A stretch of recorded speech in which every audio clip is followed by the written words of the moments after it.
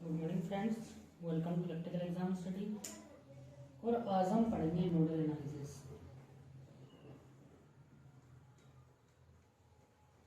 देखो nodal analysis में क्या होता है, सबसे पहले हम बात कर लेते हैं नोड की। नोड क्या होता है? देखो नोड क्या होता है, मतलब कोई भी दो, देखो ये नोड है एक, ये नहीं है नोड।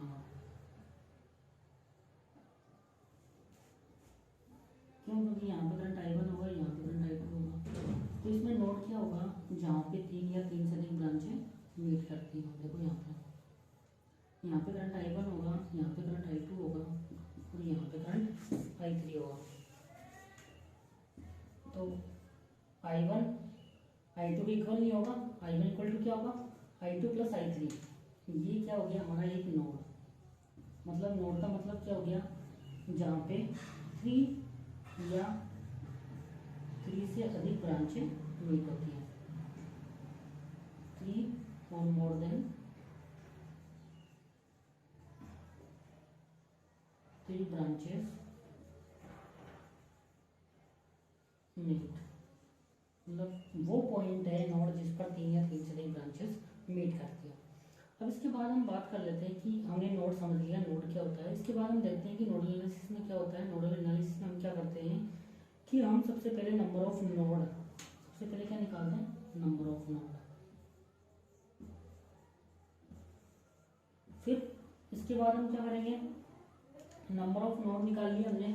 इसके बाद हम क्या करेंगे, देखो सबसे पहले हम नंबर ऑफ नोड निकाल लेंगे। इसके बाद हम क्या करेंगे कि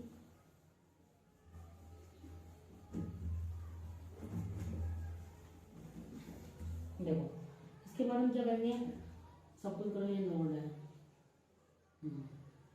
सबसे पहले हम नंबर ऑफ नोड्स निकाल लेंगे। इसके बाद हम प्रत्येक नोड पर, इस नोड पर, प्रत्येक नोड पर क्या करेंगे, केसीएल इक्वेशन लिखेंगे। उसके लिए केसीएल लगाएंगे। प्रत्येक नोड पर हम क्या लगाएंगे, केसीएल लगाएंगे। इसके बाद फिर देखो केसीएल कैसे लगाते हैं। सपोज करो जैसे केसीएल क्या होता है, सबसे पहले हम बात करते हैं किरचॉफ करंट की होगी। सपोज करो यहाँ से करंट I1 आ रहा है, यहाँ से I2 जा रहा है, आउटगोइंग करंट यहाँ पे I3 ले रहा है। मतलब जो भी हमारा नोड है, यहाँ पे इनकमिंग करंट क्या है, I1 है, और आउटगोइंग करंट क्या है, यहाँ से I2 और I3 है। तो किसी भी नोड पर जो इनपुट करंट होगा उसका समेशन किसके बराबर होगा, जो आउटगोइंग करंट होगा, आउटपुट करंट होगा। मतलब जो इस नोड की तरफ आ रहा है ये करंट, ये किसके बराबर होगा, जो करंट नोड से दूर की तरफ जा रहा है इनकी योग के बराबर होगा। देखो सपोज करो जैसे यहाँ पे क्या होगा, नोड की तरफ कौन सा करंट आ रहा है, I1, किसके इक्वल होगा, जो करंट से नोड से, इस नोड से इसके अपोजिट साइड जा रहे हैं। कौन कौन से करंट है, I2 प्लस I3। या ऐसे भी लिख सकते हैं, किसी भी नोड पर टोटल करंट का सम क्या होगा, 0 होगा।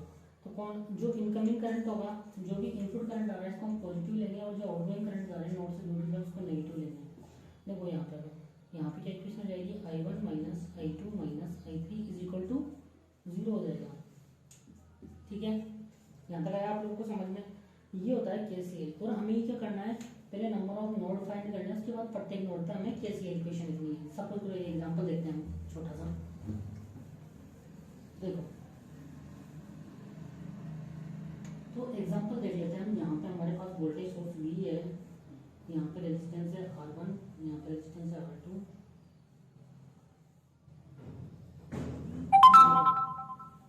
सपोज करो जैसे ये कोई हमारे पास एग्जांपल है R1, R2, R3, R4 और R5।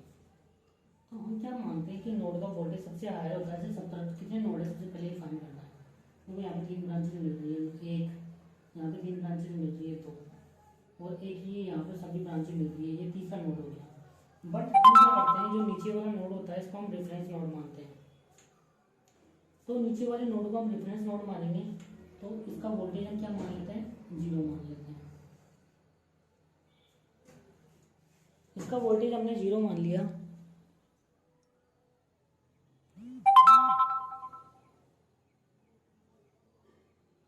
नीचे वाले नोड का वोल्टेज हमने रेफरेंस वोल्टेज क्या मान लिया, 0 वोल्टेज मान लिया। अब इसके बाद हमें क्या करना है, देखो यहाँ पर सबसे पहले कितने नोड होंगे इसमें, एक और दो, एक रेफरेंस। यहाँ का वोल्टेज क्या होता है, वी नोट जीरो होता है हमेशा। तो हमारे पास दो नोड है, हमें क्या करना है, प्रत्येक नोड पर केसीएल इक्वेशन लिखनी है। पहले फर्स्ट नोड पे देखते हैं, एक नोड फर्स्ट। देखो नोड फर्स्ट पे केसीएल इक्वेशन लिखनी है तो क्या होगा, यहाँ पे से नोड का वोल्टेज आया होता है, सब तरफ करंट फ्लो होगा, I1 I2 I3, यहाँ पे भी करंट I4 I5 और I6। तो सबसे पहले यहाँ पे हम इसके नोड फर्स्ट पे केसीएल इक्वेशन लिखते हैं। तो देखो तीनों करंट आउट गोइंग है, तो मतलब तीनों का योग क्या होगा, 0 होगा। Out going current incoming current क्या होगा, इनकमिंग करंट क्या है, यहाँ पे 0 है। देखो सारे करंट आउट गोइंग है, ये करंट आउट गोइंग है, ये करंट आउट गोइंग है, मतलब नोड से दूर की तरफ जा रहे हैं, नोड की तरफ कोई भी करंट नहीं आ रहा, तो इन सबका योग क्या होगा, 0 होगा। तो देखो अब यहाँ पे हम सबकी इक्वेशन I = V/R में लिखनी है सबकी इक्वेशन। देखो एग्जांपल यहाँ पे इसकी इक्वेशन क्या हो गई, इस नोड की इक्वेशन क्या हो गई, इस करंट I1 की इक्वेशन। तो यहाँ का वोल्टेज हमने मान लिया V1 और नोड 2 का वोल्टेज मान लिया V2। देखो हम इधर चलेंगे, अगर कोई भी वोल्टेज सोर्स कि हम पॉजिटिव से नेगेटिव की तरफ चलेंगे, यहाँ पे V वोल्टेज है तो क्या आएगा, -V आएगा। देखो यहाँ पर V1 और ये प्लस ये माइनस, अब हम यहाँ पे आए प्लस से माइनस की तरफ जा रहे हैं तो -V आएगा। तो इसकी इक्वेशन क्या हो जाएगी, I1 इक्वल टू क्या हो जाएगा, V1 - V/R1। इसी प्रकार I2 करंट की इक्वेशन लिखेंगे, I2 करंट की इक्वेशन ये V1 - V0 की, V0 की वैल्यू 0 है इसलिए इसको हम लिखेंगे नहीं। तो क्या होगा, V1/R2 हो गई करंट इसकी I2 की वैल्यू। अब करंट I3 की बात करते हैं हम। I3 की इक्वेशन क्या होगी, देखो I3 यहाँ का वोल्टेज V1 है, यहाँ का वोल्टेज V2 है, तो इक्वेशन क्या जाएगी, V1 - V2/R3। तो इसकी इक्वेशन क्या होगी, V1 - V2/R3। ये हो गई नोड फर्स्ट पे हमने केसीएल इक्वेशन लिख ली। इसी प्रकार हम नोड 2 पे लिखेंगे। देखो नोड 2 पे केसीएल इक्वेशन लिखेंगे तो देखो क्या होगी इक्वेशन, नोड 2 की बात कर लेते हैं। तो यहाँ से करंट फ्लो हो रहा है I4, तो आउटगोइंग करंट क्या है, I4 I5 I6। तो यहाँ पे तीन करंट है हमारे पास, I4 + I5 + I6 = 0। ठीक है बच्चों, यहाँ तक समझ में आया। अब हम I4 की बात कर रहे थे, तो I4 में क्या होगा, V2 - V1/R3। इसकी इक्वेशन हो जाएगी, I4 की वैल्यू क्या होगी, V2 - V1/R3। I5 की वैल्यू क्या होगी, I5 की वैल्यू देखो यहाँ से V2 से करंट फ्लो हो रहा है इधर सुनने की तरफ, तो इसकी इक्वेशन क्या हो गई, I5 की V2/R4। तो इसकी इक्वेशन क्या होगी, V2/R4। और I6 की वैल्यू, I6 की इक्वेशन क्या होगी, V2/R5। तो V2/R5 = 0। ये दोनों इक्वेशन लिख ली। अब हम इसका एक एग्जांपल देखेंगे, आप लोगों को समझ में आ गया होगा। सबसे पहले हमें ये करना है, नंबर ऑफ नोड काउंट करना है स्टेप फर्स्ट में। इसके बाद हमें क्या करना है, जो भी एक नोड को रेफरेंस नोड मानना है, उसका वोल्टेज 0 वोल्ट मानना है। फिर इसके बाद हमें क्या करना है, मतलब जितने भी नोड है उतनी नोडल इक्वेशन बनेगी। दो नोड है तो दो नोडल इक्वेशन हो गई, एक नोड रेफरेंस नोड हो गया, तीसरा नोड। तो प्रत्येक पे केसीएल लगाना है और केसीएल में करंट निकालना है, सारे करंट, और नोड से सारे करंट क्या होंगे, आउटगोइंग होंगे। नोड का वोल्टेज हमेशा हाईएस्ट मानते हैं। तो अब हम एक छोटा सा एग्जांपल कर लेते हैं, देख लेते हैं एग्जांपल। तो देखो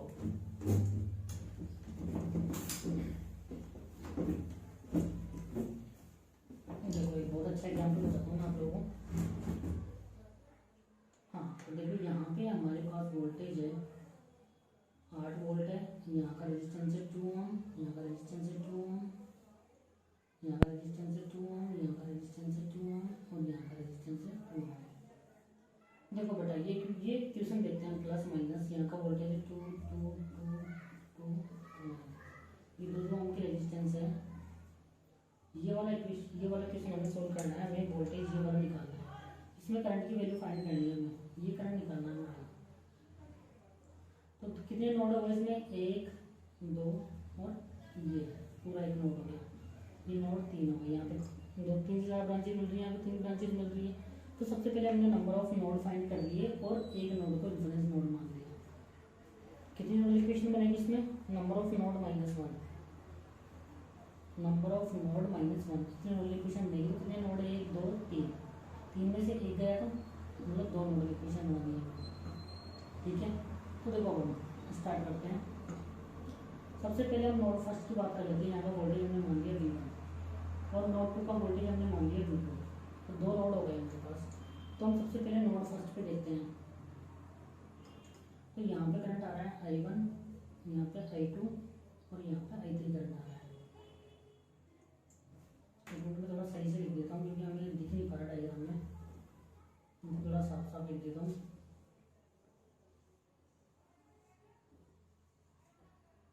दो दो यहाँ पे करंट, यहाँ से इस नोड से करंट जाएगा I1, जाएगा I2 और इसे जाएगा I3। यहाँ पे 2 ओम का रेजिस्टेंस है। यहाँ से करंट जाएगा I4, I5 और I6। देखो सबसे पहले हम इस नोड फर्स्ट पे देखते हैं, एक नोड और ये हो गया हमारा नोड सेकंड। तो सबसे पहले हम नोड फर्स्ट पे देखते हैं। यहाँ पे कैसे इक्वेशन लिखते हैं? नोड फर्स्ट पे कैसे इक्वेशन क्या होगी? I1 plus I2 plus I3 is equal to 0। देखो यहाँ पे इक्वेशन क्या आ गई? I1 की वैल्यू क्या आ गई? V1 minus 8 upon 2 plus I2 की वैल्यू क्या आ गई? V1 upon 2। I3 की इक्वेशन क्या आ गई? V1 minus V2 upon 2, V1 minus V2 upon 2 equal to 0। अब हम इसको आगे सोल्व करेंगे तो यहाँ से देखो V1 by 2 V1 by 2 V1 by 2 क्या होगा? 3V1 बाई 2 माइनस यहाँ पे क्या हो गया? माइनस V2 बाई 2 आ गया यहाँ से इक्वल टू क्या आ गया? 4। इस यहाँ पे माइनस 4 आएगा, इसको दूसरी साइड ले जाएंगे तो प्लस 4 हो जाएगा। ये आ गया नोड फर्स्ट की बात। अब हम नोड 2 की बात कर लेते हैं। नोड 2 की पे केसीएल लगाया तो क्या हो गया? I4 plus I5 plus I6 is equal to 0। देखो I4 की वैल्यू क्या आ गई? V2 upon 2। I5 की वैल्यू क्या हो गई? V2 अपॉन 2 और I6 की वैल्यू क्या हो गई? V2 minus V1 upon 2 is equal to 0। अब देखो यहाँ पे क्या आगे इक्वेशन V2 बाई 2 और ये V2 बाई 2 कितना हो गया? 3V2 बाई 2 है ना, माइनस क्या हो गया? V1 by 2 equal to 0। अब यहाँ पे क्या करना है बेटा हमको? यहाँ पे देखो यहाँ पे 3V1 है तो यहाँ पे हम क्या करेंगे? इसमें से इसको माइनस करेंगे। इक्वेशन 1 में से इक्वेशन 2 को माइनस करेंगे, बट ये 0 कब होंगे? ये 0 होंगे जब इसको 3 से मल्टीप्लाई करेंगे। तो हम इक्वेशन 2 को 3 से मल्टीप्लाई कर रहे हैं। इक्वेशन 1 को 3 से मल्टीप्लाई करके इसमें से 2 घटा देंगे। इक्वेशन 1 को 3 से मल्टीप्लाई करके माइनस 2 कर देंगे। तो देखो यहाँ पे कितना आ गया? 9V1 by 2 minus 3V2 by 2 equal to 4। तो इक्वेशन 1 को हमने मल्टीप्लाई कर दिया -3 से, -3 से करेंगे तो यहाँ भी हो गया माइनस प्लस माइनस। ठीक है, अब इसके बाद यहाँ पे हम इक्वेशन 2 को रीअरेंज करके लिख देते हैं। तो यहाँ भी हो गया माइनस V1 बाई 2 लिख दिया हमने plus 3V2 by 2 equal to 0।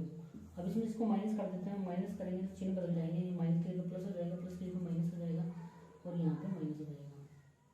तो देखो यहाँ पे क्या गया? इससे कट गया तो नीचे क्या बच गया? 10V1 by 2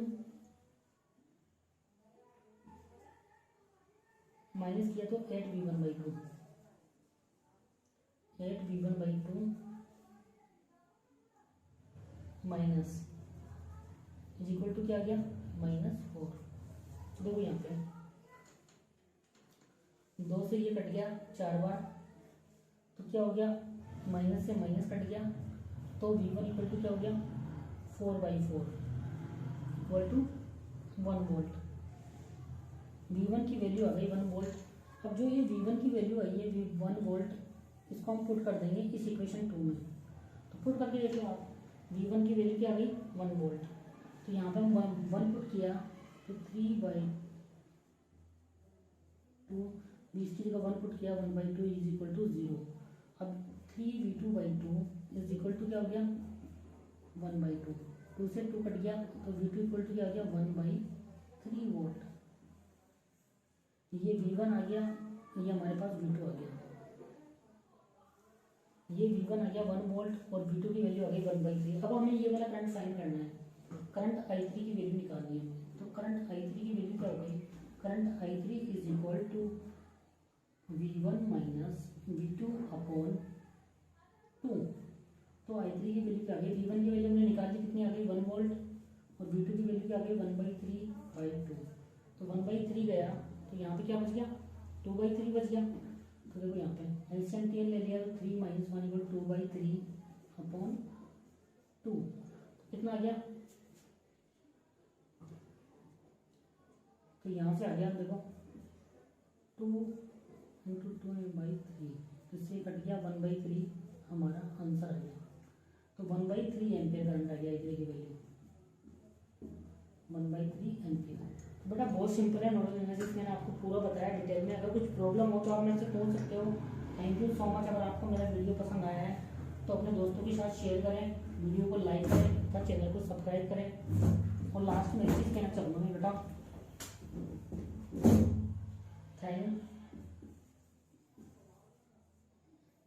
thank you for watching this video. और ये वीडियो पूरा देखना है, तभी आपको समझ में आएगा। Thank you so much.